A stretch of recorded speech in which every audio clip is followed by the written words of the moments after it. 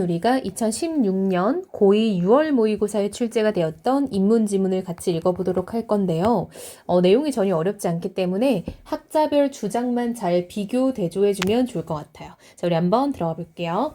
욕망은 무엇에 부족함을 느껴 이를 탐하는 마음이다 라고 해서 여러분 첫 문단 첫 줄부터 욕망의 정의를 하고 들어간다는 거는 이 글이 욕망이라는 소재를 통해서 전개될 거다라는 거 알 수 있겠죠. 자, 욕망의 정의가 나왔습니다. 그리고 이건 우리가 딱 봐도 중심 소재인 게 느껴지죠. 춘추 전국시대를 살았던 제자백가들에게 인간의 욕망은 커다란 화두였다. 그들은 권력과 부귀영화를 위해 전쟁을 일삼던 현실 속에서 인간의 욕망을 어떻게 바라볼 것인지, 그것엔 어떻게 대처해야 할지를 탐구했다. 자, 여러분, 우리가 앞으로 봐야 될 건 뭐냐면요. 인간의 욕망을 어떻게 바라보는지, 그리고 인간의 욕망에 어떻게 대처해야 하는지, 이 두 가지를 우리가 이제 찾아서 읽어야겠다라는 거죠. 자, 여러분, 먼저라는 지금 부사어가 나왔죠? 이 먼저라는 거는 나열의 표지인 거죠. 그쵸? 따라서 이런 먼저라는 부사어가 나올 때는요. 얘는 1번인 거고 뒤에 다른 사람들이 또 이어질 거다라는 것도 캐치하고 들어가면 좋을 것 같아요. 자, 쌤이 색깔 구분 한번 해줄게요. 자, 그럼 맹자 나왔고요. 그쵸? 자, 두 번째 이제 순자가 나오고 있고요. 자, 세 번째는 한비자라는 인물이 나오고 있어요. 자, 그럼 이런 사람들 우리 윤리와 사상에서도 굉장히 자주 등장하는 사람이기 때문에 저는 낯설지도 않을 것 같아요. 자, 여러분 맹자는요. 인간의 욕망이 혼란한 현실 문제의 근본 원인이다라고 봤대요. 자, 여러분 이게 바로 맹자가 바라본 인간의 욕망인 거죠. 즉 맹자는요. 인간 욕망은 현실 문제의 근본 원인이래요.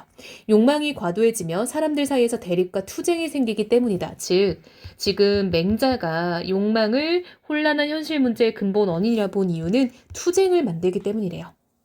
맹자는 인간이 본래 선한 본성을 갖고 태어나지만 여러분 그래서 우리가 맹자가 가장 유명한 성선설의 학자잖아요. 그쵸? 살면서 욕망이 생겨나게 되고 그 욕망에서 벗어날 수 없다고 했다. 여러분 그래서 욕망이라는 거는 후천적으로 생기는 거네요. 그쵸? 그래서 결론 그는 욕망은 경계해야 하지만 그 자체를 없앨 수 없기 때문에 욕망을 제어하여 선한 본성을 확충하는 것이 필요하다라고 봤었대요. 자, 여러분 지금 맹자는요 욕망을 어떻게 대처해야 된다? 우리가 이것을 없앨 순 없으니 다스리며 선한 본성을 확충하는 게 필요하다라고 봤대요. 자, 맹자가 욕망을 제어하기 위해 강조한 것이 바로 과욕과 호연지기라는 것이다.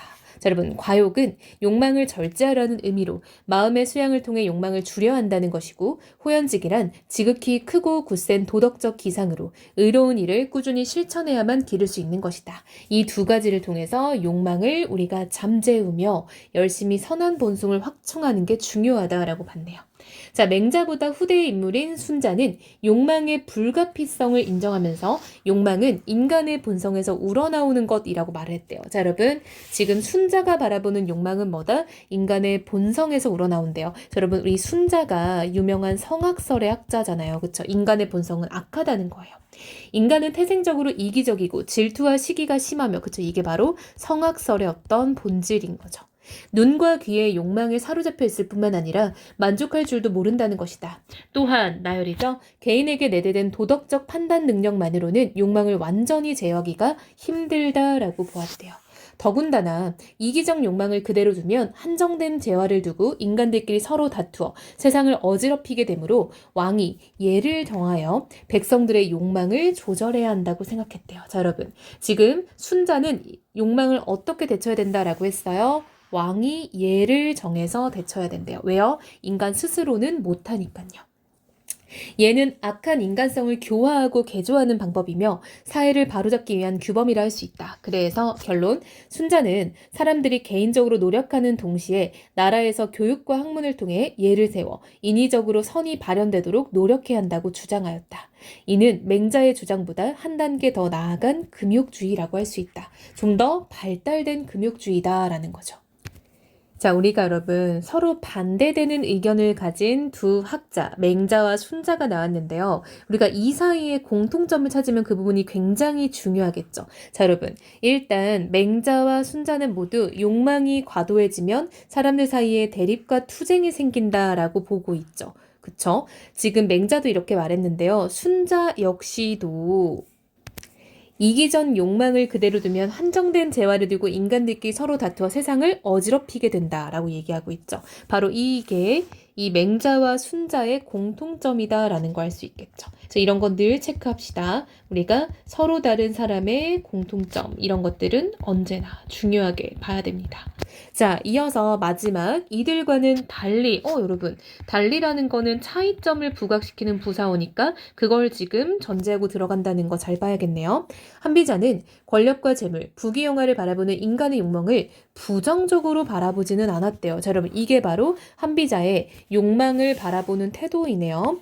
인간의 본성이 이기적이라고 본 점에서는 순자와 같은 입장이래요. 아, 여러분 지금 한비자 역시 인간은 본성이 악하다. 즉 성악설을 지금 따르고 있는 거죠. 이 부분은 지금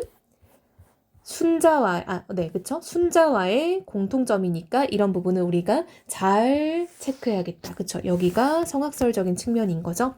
그와는 달리, 그는 누구예요? 순자죠? 순자와는 달리 본성은 교화할 수 없다라고 봤대요. 이게 좀 차이점이네요. 오히려 욕망을 추구하는 이기적인 본성이 이익 추구를 위한 동기부여의 원천이 되고 부국강병과 부귀영화를 이루는 수단이 된다는 것이다. 여러분 이 사람은요. 욕망이 긍정적으로 쓰일 수 있다라고 보는 거죠. 이게 바로 욕망을 어떻게 대처해야 될지에 대한 한비자의 생각인 거죠. 없앨 게 아니라 잘 써먹자는 거예요. 그는 세상을 사람들이 이익을 위해 경쟁하는 약육강식의 장으로 여겼기 때문에 군신관계를 포함한 모든 인간관계가 충의와 같은 도덕적 관념이 아니라 단순히 이익에 의해 맺어져 있다라고 보았다. 따라서 한비자는 사람들이 자발적으로 선을 행할 것을 기대하기보다는 법을 엄격히 적용하는 것이 필요하다라고 강조했대요. 한비자는 백성들에게 노력하면 부자가 되고 업적을 쌓으면 벼슬에 올라가 출세를 하며 잘못을 저지르면 벌을 받고 공로를 세우면 상을 받도록 해서 특혜와 불로소득을 감히 생각하지 못하도록 하는 것이 올바른 정치라고 주장했다. 자, 여러분 일단 세 학자가 나오고 있는데요. 이 세 학자들이 주장하는 게 뭔지를 잘 따라가 봐야겠죠. 너무 좀 복잡해 보니까 이 선은 한번 쌤이 좀 지워볼게요. 그쵸? 자, 여러분 각자 학자별로 욕망을 어떻게 바라보는지 그쵸? 어떻게 대처하는지가 지금 나오고 있어요. 그래서 그런 부분들은 잘 체크해야겠죠. 그래서 여기가 바로 욕망을 바라보는 맹자의 시선, 욕망을 어떻게 대처해야 될 것인가. 자, 욕망을 바라보는 순자의 시선, 욕망을 어떻게 대처해야 될 것인가. 자, 욕망을 바라보는 한비자의 시선, 욕망을 어떻게 대처해야 될 것인가 각각 등장하고 있고요. 쌤이 지금 노란색으로 표시한 부분 이것만 한번 연결해 볼까요? 즉 이거는 맹자와 순자의 공통점이고요. 아이고 여기가 아니죠? 그쵸? 여기죠? 그리고 지금 이 노란색과 노란색은 순자와 한비자의 공통점이죠. 그래서 서로 다른 의견을 제시하는 학자들의 공통점은 우리가 늘 체크를 잘해야 된다라는 거 캐치하면 좋을 것 같습니다.